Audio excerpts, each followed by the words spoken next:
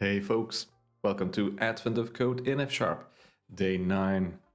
I'm gonna keep this thumbnail on for a couple of seconds so I can grab a still for YouTube. I was reading today's challenge, preparatory read, and the nickel started to drop like all these floating islands, and in part 9 there's part of a hang glider. This reminds me a lot of a game that came out this year, a very famous game, a little game called Zelda Tears of the Kingdom. This game is full of floating islands and hang gliders, so that might be some inspiration of this year's puzzle.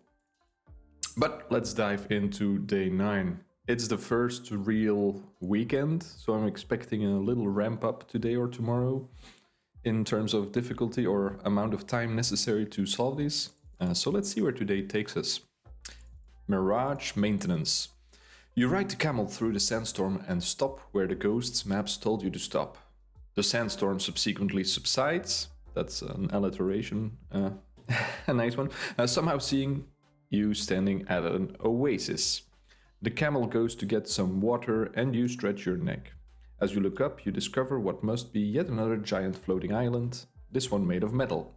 That must be where the parts to fix the sand machines come from. There's even a hang glider partially buried in the sand here. Is this a link to Zelda? No, it is not.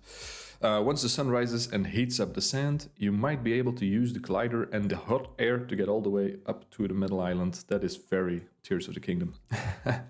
Okay, while you wait for the sun to rise, you admire the oasis hidden here in the middle of Desert Island. It must have a delicate ecosystem. You might as well take some ecological readings while you wait. As one does, yeah. Maybe you can report any environmental instabilities you find to someone so the oasis can be around for the next sandstorm-worn traveler. Whoa. You pull out your handy oasis and sand instability sensor and analyze your surroundings. The oasis produces a report of many values and how they are changing over time. Each line in the report contains the history of a single value, for example. And then we have lines, history for the single value. So those are all sequences. The example, they're all increasing. To best protect the oasis, your environmental report should include a prediction of the next value. To do this, start by making a new sequence from the difference at each step of your history. Start by making a sequence. Okay. If that sequence is not all zeros, repeat this process using the sequence you just generated as the input sequence. Once all the values in your latest sequence are zeros, you can extrapolate what the next value of the original history should be. I'm gonna need an example for this one. Whoa. In the above dataset, the first line is because the values increase by 3. The first sequence is... okay, so we just calculate differences. The naive approach or the suggested approach. Okay, those are all the same. Then we calculate the differences again. Those are all the same, so that's all 0. So we know something. What do we know in that case? We have enough information to extrapolate. Yeah, if you know it increases by 3 every step, you know what the next one is. Okay, that makes sense. To extrapolate, start by adding a new 0 at the end of your list. Because the zeros represent differences between two values, this also means that there is now a placeholder in every sequence above it. Yeah, we just propagate the delta thing up. Okay, I think we can initially try to do exactly what's stated here. This sounds like mathematical sequences, getting a next value out of them. I think there might be some mathematical quick hacks we can use or shortcuts instead of doing this entire thing, but I'm actually not sure. I haven't seen these kinds of sequences or this trick for sequences before. So let's play around with it. Yeah, okay, so this is just a full example. What do we do if we have predictions for everything? We just add them together. Okay, that's doable. Let's take a quick look at our input. Yeah, okay, that's bad. That's worse. I see negative numbers as well, so it's not monotonic. It's not only increasing. Okay, that limits our mathematical hack space a bit. Okay, yes, let's just brute force it to start. Or try to brute force it at least. I'm gonna grab my input, dump it in a file somewhere. 200 variable, 200 lines, that's okay. And the example, there's only one today. Let's grab that, let's plug that in. Okay. We don't need to do a lot of parsing today. We just need to parse numbers or sequences of numbers. They can be negative, as we saw in the input. They are all in the integer range, or at least initially. I think so. Getting some big-ish numbers. Let's maybe start in the long range. Yeah, these numbers are getting quite big, and for part 2, we might end up there. So let's start in the long range. Okay, what are the concepts we're working with? We have histories of single values, and every line is a history of a single value. So yeah, I'm gonna call a sequence a history.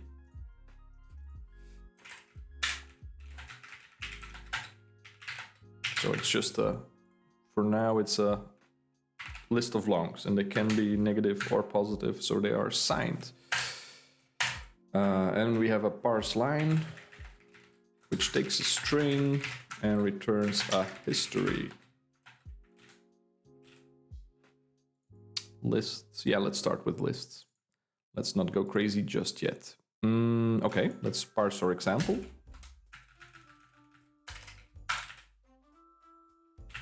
I lost my copy paste. There we go. Yeah, let's parse our example.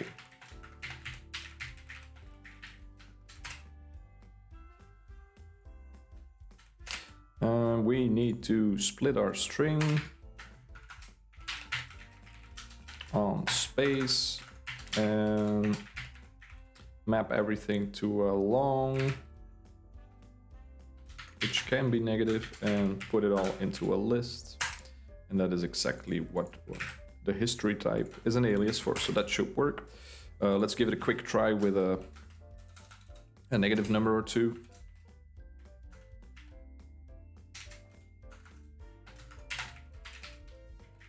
Make sure that works, but that should work. Yeah, -2, 5, yeah.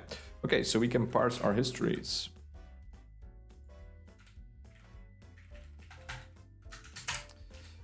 Then we need to calculate the next number in every sequence using that difference, generating a subsequent sequences. Oh, this will be a tongue twister today. I see some interesting stuff happening with sequences and generating sequences from sequences. I think we can go to nice places today. But first, let's take one of those histories. Let's take the first one, and let's generate our difference lists, or the differences between numbers. Yeah. So I'm gonna grab the first one, and how do we calculate the difference list? There is a handy helper function called pairwise, and pairwise, what's all pairs actually? Okay, two lists, no. So there is a function called pairwise, and if you look at pairwise, it takes a list and it returns a list of tuples of the same element. And it returns a list of each element in the input list and its predecessor, with the exception of the first element, which is only returned as the predecessor of the second element. That's not saying much. Let's show an example. So our initial list was, let's render it again, 0, 3, 6, 9, 12, 15. And if you pairwise it, you get exactly every neighbor, an element and every neighbor. So this is very useful if you want to calculate differences between subsequent elements, which is what we're trying to do here. So if we have our pairwise, we can create a list of the differences between these elements. And let's do second one minus first one. And they're long, so I need to annotate my 3. 0, 3, 6, 9, 12, is that correct? No. Sorry? Oh, why am I doing -3 here? I need to do -x, of course. Yeah, so this is one step in the difference calculations. So let's call this the differences. Let's make that even a function. Diffs of a history is this thing, and we can call it on whatever, for example, on the first line in our parsed list. So we should be able to do this, and that should work. And that's one level deep, generating the differences. And now we want to do this a couple of times until they're all 0. So until there's no difference between elements. And once we hit that, we know what? We take the last of the previous one. We know it's +0, so that stays. Then we take the last of this previous one. We know what the difference should be with the next one. And there we go. Okay, how do we program this?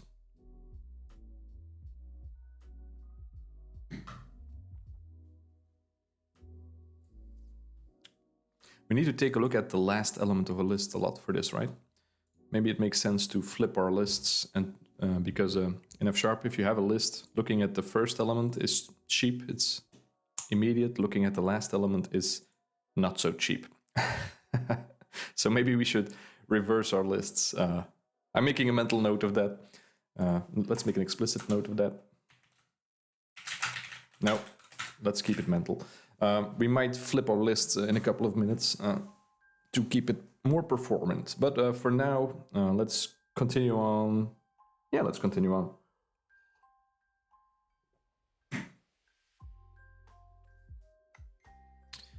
This is one level of diffs. Are we just going to generate all the diffs until we hit our 0, 0 thing?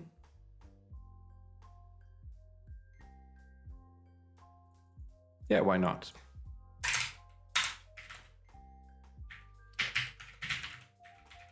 I'm gonna call it derivative, not just diff, because the diff of a diff is like a diff. I'm gonna call that a derivative in my language. So all derivatives of a history, that will do diffs until it's all 0, and that's what we are going to use. So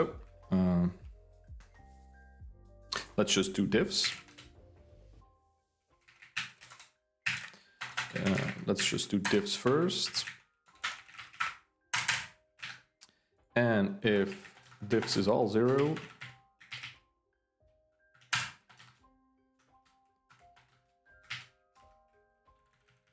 then we're done.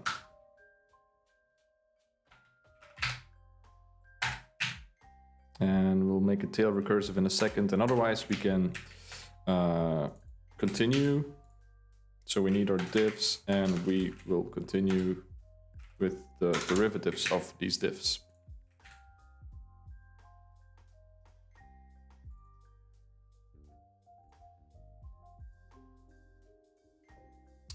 Yeah. And we return a list of lists.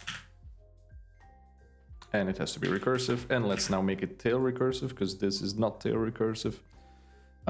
Same trick. Put in an accumulating variable. And in the base case, instead of returning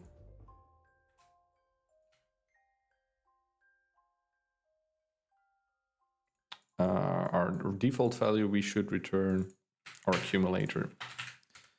And we can plug in this default value if we want. And in the recursive case, we just build on... Are we doing the wrong thing here? I think we're doing the wrong thing here. We need to plug in the 0 in there. We don't have to, I think. I think we can just leave the zeros out there. I'm pretty surprised that this actually is compiling and it's giving me a list of longs. Let's take a look at that. What does this look like? All derivatives should take an accumulator. Excuse me. Oh yeah. Arguments go behind the function. There we go. It's not really doing what I thought it was doing. Yeah, it is actually doing what I thought. if I plug in this all zero thing here, it's exactly what we want, right? Yeah, it's exactly what we want.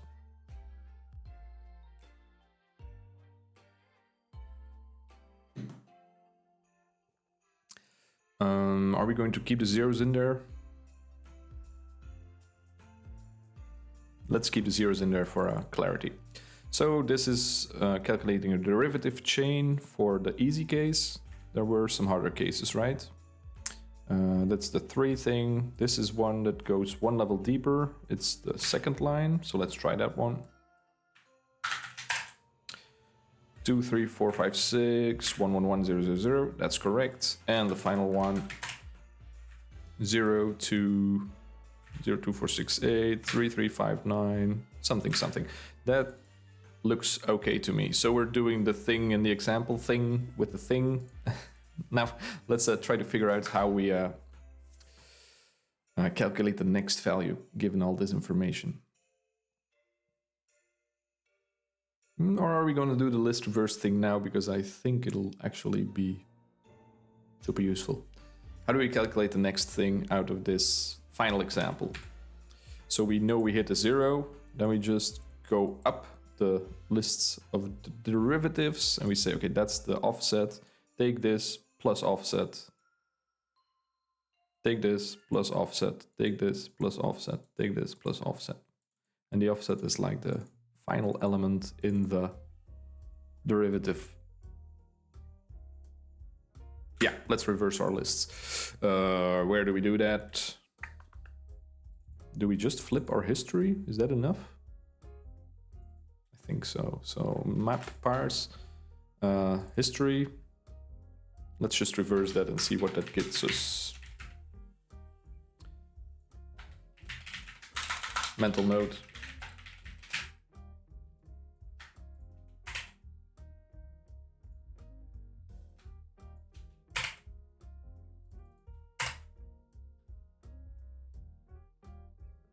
Why are there negative? Why did my numbers become negative? Sorry? Oh yeah, of course. Yeah, of course. That does not work very well if you do this. Okay. It was less trivial than I thought. But is this okay? Can we do this? And then I'm gonna start thinking about the problem again once this does not work. Okay, but it looks correct now, and now everything is reversed. So we're good to go. Cool. And zeros are before, so we're also listing the derivatives, in the reverse order. So I think we can just go over this list and take every first element, and that's like the offset we need to apply to the first of the next one, to the next one, to the next one, and we're there. Easy peasy, lemon squeezy. So, how do we calculate the next value? It's just derivatives, list, map, list head. So grab the first element of all the things.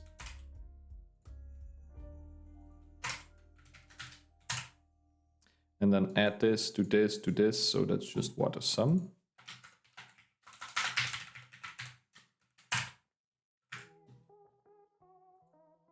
Wait, where are we ending? We're ending at 15.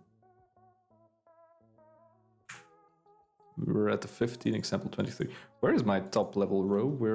What example am I looking at here? Parsed 2.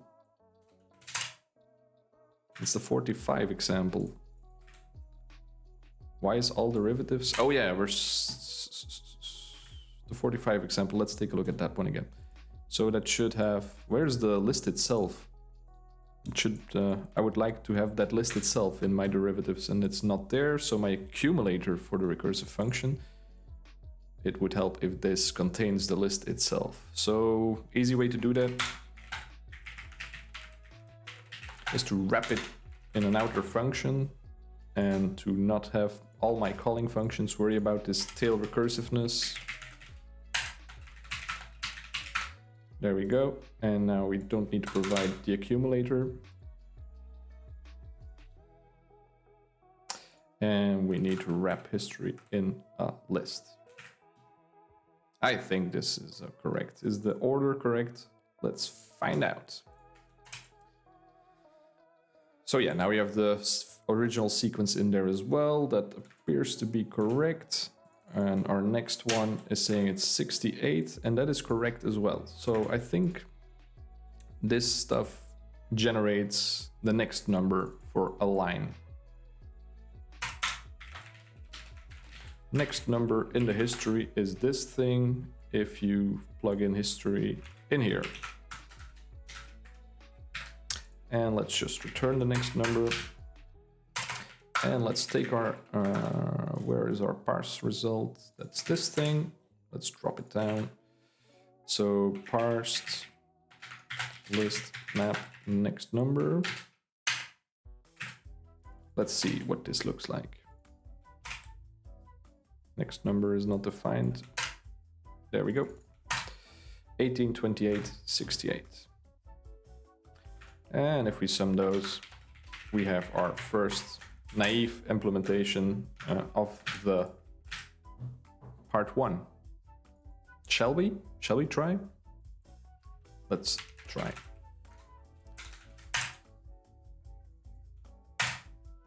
Actually, that wasn't bad at all. I could not even take a sip of my coffee. And it's correct. That's awesome. That's awesome. That's awesome. So let's forge ahead.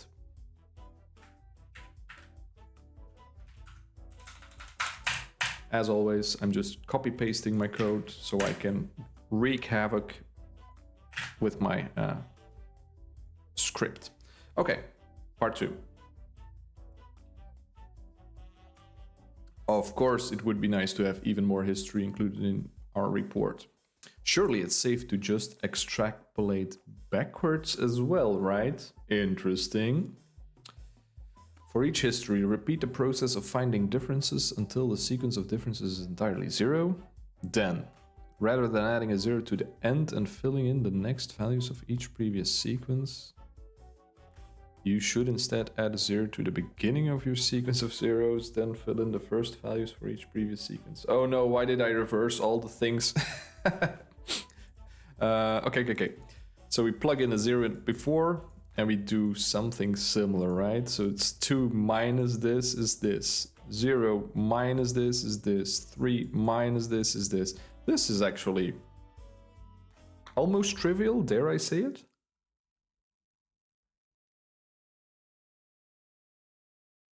Doing this for the remaining example data results in previous values of -3 for the previous history, for the first history, and 0 for the second history. Adding all 3 values produces 2, 5, 0, -3, 0. Yeah. This looks extremely doable. So let's take a look at the 45 line and let's try to extrapolate before. What was the 45 line?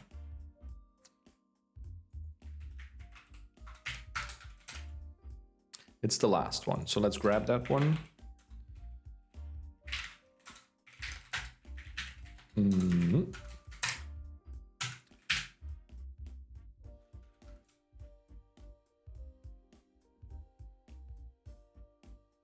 So let's do this thing for 45.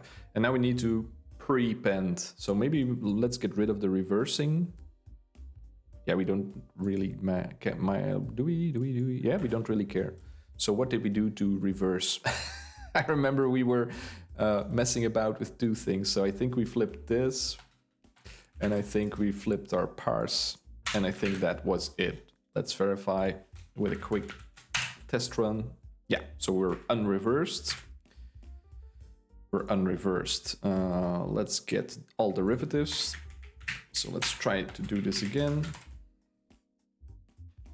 We need to go over the derivatives in reverse order, so that is still correct. And we need to do, this is the offset, do this minus this, do this minus that, and there we go. What does that sound like? That sounds again like mapping to the first element, but instead of summing those, we should do... What should we do? Should we just fold over them and do the next element minus first element? Yeah. So I think almost everything stays the same except this summing.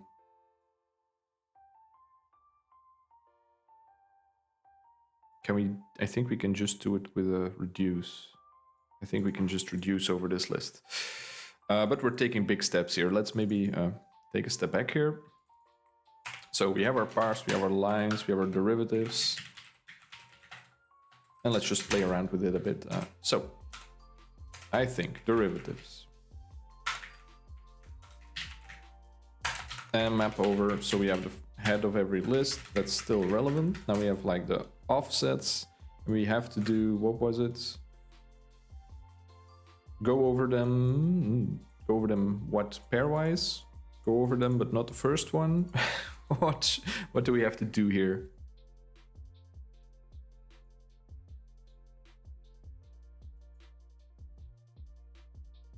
Yeah, it's not that much of a problem. The first element is 0, so it kind of cancels out if we would reduce.